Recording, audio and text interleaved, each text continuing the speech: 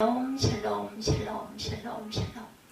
하나님 사랑합니다. 여러분 주 안에서 사랑합니다. 오늘 사무엘상 25장 말씀 함께 나눕니다.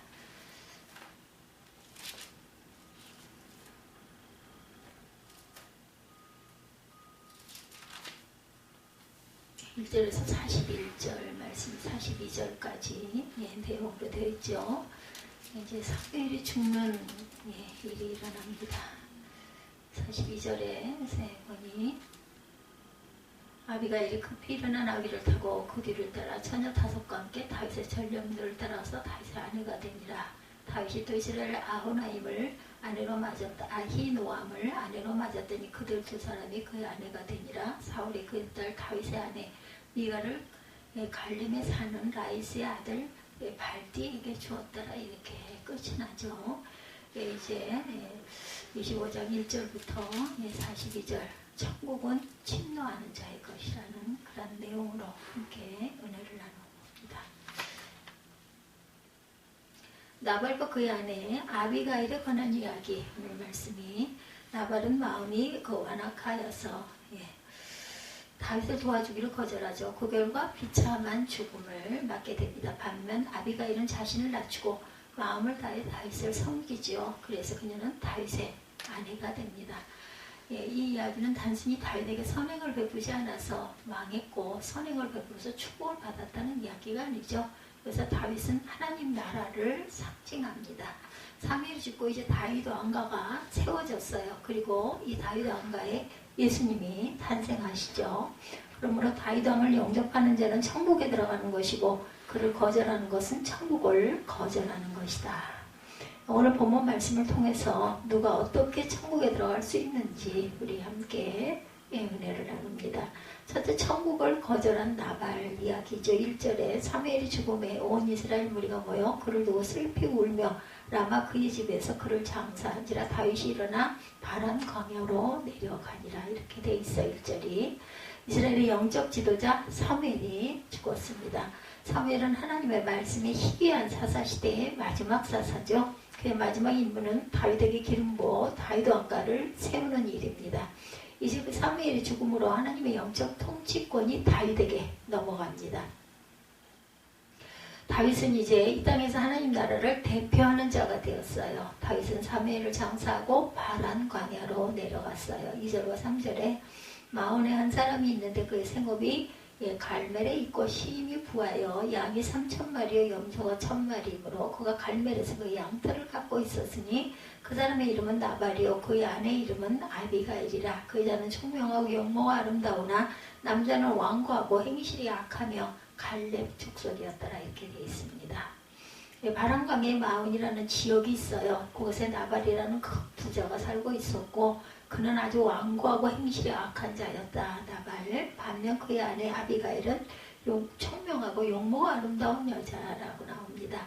다윗이 광야를 헤매다 마온에 도착해요. 600명을 거느리고 도망다니던 다윗은 물과 음식이 필요합니다. 그래서 나발에게 양식을 공급해 줄 것을 요청하죠.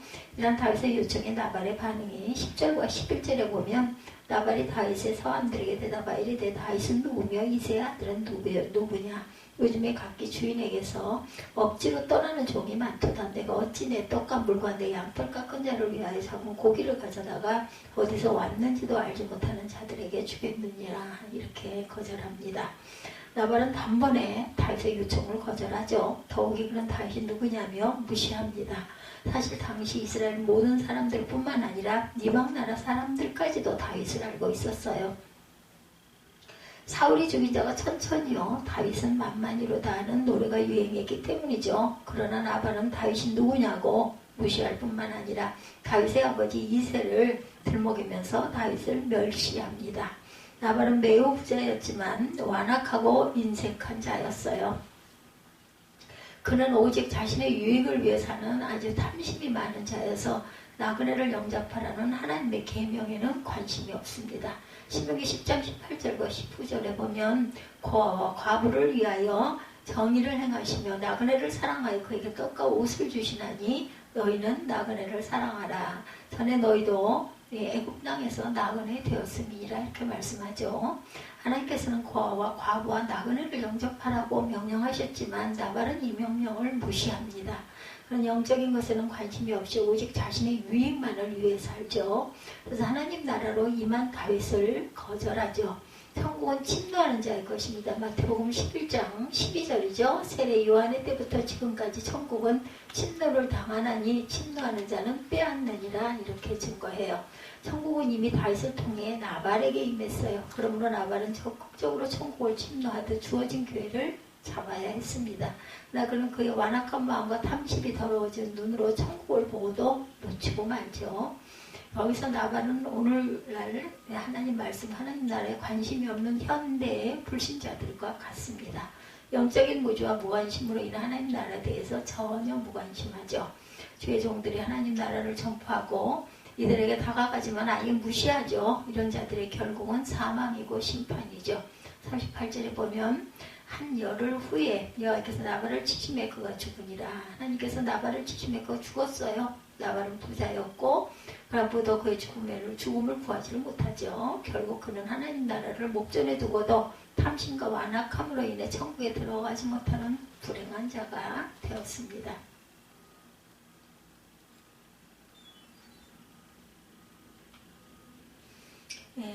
둘째, 천국에 침노하는 아비가일의 이야기. 나발과 반대로 그의 아내 아비가일은 하나님 나라가 임했을 때 적극적으로 반응하죠.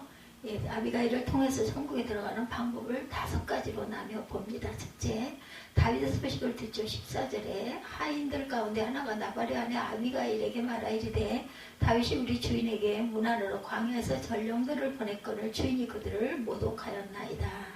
아비가일은 하인들을 통해 다윗의 도움을 청한 것과 주인이 이것을 거절하고 모독한 사실을 전해 듣죠. 이처럼 천국 소식은 다른 사람들의 전파를 통해 전해집니다. 둘째, 다윗을 만나러 가죠. 하인들을 통해서 다윗의 이야기를 듣자마자 즉시 아비가일은 다윗을 찾아 나섭니다. 겸손한 마음으로 아비가일은 자신의 모든 풍성한 음식을 준비해서 다윗을 만나러 가서 아비가일이 적극적으로 다윗을 찾아 나서는 모습은 우리에게 삭개오를 생각하게 하죠. 키가 작은 삭개오는 예수님을 보기 위해 뽕나무에 올라갑니다. 이때 예수께서 삭개오야 속히 내려오라. 내가 오늘 내 집에 유하여야겠다 하시죠. 즉시 삭개오가 뽕나무에서 내려옵니다. 그리고 그와 그의 집을 구원해 주시죠. 이처럼 천국은 적극적으로 찾아 나서는 사람의 소유다. 셋째, 다윗을 경배하죠. 그녀는 다윗을 만나자마자 다윗 앞에 엎드려 경배합니다. 23절에 아비가일이 다윗을 보고 급히 나위에서 내려 다윗 앞에 엎드려 그의 얼굴을 땅에 대니라. 그녀는 다윗을 왕으로 존경하고 그에게 경배를 하죠. 그녀의 겸손한 행동은 마치 동방박사들이 황금과 유약과 몰약을 아기 예수님께 드리며 예수님을 경배한 것과 유사했습니다. 이처럼 아비가일은 몸소 예물을 준비해서 다윗을 찾아와 경배를 드렸어요. 넷째, 다윗에 대한 신앙 고백. 그녀는 다윗을 경배하며 고백합니다. 28절에 주의 여정의 허물을 용서하여 주옵소서. 야훼께서 반드시 내 주를 위하여 든든한 집을 세우시리니 이는 내 주께서 야훼 싸움을 싸우시며 내 주의 일생에 내 주에게서 악한 일을 찾을 수가 없음이니이다. 아비가일은 야훼께서 다윗의 왕위를 든든히 해주실 것을 알았어요. 그래서 그녀는 하나님께서 세우신 다윗 왕을 인정하고 경배를 드립니다. 이 고백을 통해 아비가일은 다윗을 자신의 왕으로 영접을 하죠. 다섯째, 다윗의 아내가 돼서 39절에 보면 나발이 죽었다함을 듣고 다윗이 듣고 이르되 나발에게 당한 나의 모욕을 갚아주사 종으로 악한 일을 하지 않게 하신 야훼를 찬송할지로다. 야훼께서 나발의 악행을 그의 머리에 돌리셨도다 아니라 다윗이 아비가일을 자기 아내로 삼으려고 사람을 보내어 그에게 말하게 하며 다윗은 자신이 나발에게 복수를 하지 않았지만 야훼께서 나발을 징계하셔서 죽입니다. 이것이 바로 아비가일 그 지혜로운 권면 때문임을 알죠. 그래서 그녀를 아내로 삼고자 전령을 보냅니다. 이 소식을 듣는 아비가일은 이 42절에 아비가일이 급히 일어난 아기를 타고 그를 뒤따르는 처녀 5과 함께 다윗의 전령들을 따라가서 다윗의 아내가 되니라. 아비가일은 다윗의 아내가 되는 부르심을 받았을 때 머뭇거리지 않고 즉시 반응하죠. 그래서 마치 제자들이 예수님의 부르심을 받았을 때 즉시 배와 부모들을 뒤로 하고 예수를 따른 것과 유사합니다. 이처럼 아비가일은 천국에 도래했을 때 적극적으로 천국을 소유한 지혜로운 여인입니다. 이처럼 천국은 침노하는 자의 것이죠. 천국은 이미 이 땅에 임했어요. 예수님의 첫 메시지입니다. 회개하라, 천국이 가까웠도다. 우리도 이 천국을 가지고 오신 예수님의 소식을 들을 때 모든 것 내려놓고 적극적으로 주님을 만나야 되겠죠. 우리의 모든 것을 팔아서 주님을 우리의 삶의 주인으로 영접해야 할 줄 믿습니다. 왜냐하면 예수님만이 천국의 문이시기 때문이라는 것. 예, 미지근한 마음으로 세상과 주님 사이에 머뭇거리지 말고 주님만을 위해서 살기로 결단을 해야 되겠죠. 그렇지 못할 때 부자 청년처럼 천국을 멀리서만 바라보고 들어가지 못하는 어리석은 자들이 될 것이라는 것. 그래서 여호수아는 세상과 하나님 나라 사이에서 머뭇거리는 백성들에게 권면하죠. 여호수아 24장 15절에 만일 야훼를 섬기는 것이 너희에게 좋지 않게 보이거든 너희 조상들이 강 저쪽에서 섬기던 신들이든지 또는 너희가 거주하는 땅에 있는 아모리 족속의 신들이든지 너희가 섬길 자를 오늘 택하라. 오직 나와 내 집은 야훼를 섬기겠노라. 예. 오늘도 우리가 섬길 자를 택해야 합니다. 하나님 나라는 그냥 자동적으로 들어가는 것이 아니죠. 우리가 의지적으로 섬길 자를 선택해야 돼요. 그리고 주님만을 사랑해서 하나님 나라를 의지하고 믿고 따르는 저와 여러분들이 되어야 되겠죠. 계시록에서 주님께서 미지근한 신앙을 가진 라오디게아 성도들에게 책망하죠. 계시록 3장 15절입니다. 내가 내 행위를 하노니 내가 찾지도 아니하고 뜨겁지도 아니하도다. 내가 차든지 뜨겁든지 하기를 원하노라. 내가 이같이 미지근하여 뜨겁지도 아니하고 차지도 아니하니 내 입에서 너를 토하여 버리겠다. 주님께서는 미지근한 신앙을 싫어하신다라는 것, 미지근한 신앙을 가진 자를 토해버리고 싶다라는 거죠. 우리를 목숨 바쳐 사랑하신 주님께서는 우리가 세상과 주님을 동시에 사랑하는 미지근한 사랑을 싫어하신다라는 것. 그러므로 우리는 주님만을 전심으로 사랑할 것을 결단해야 합니다.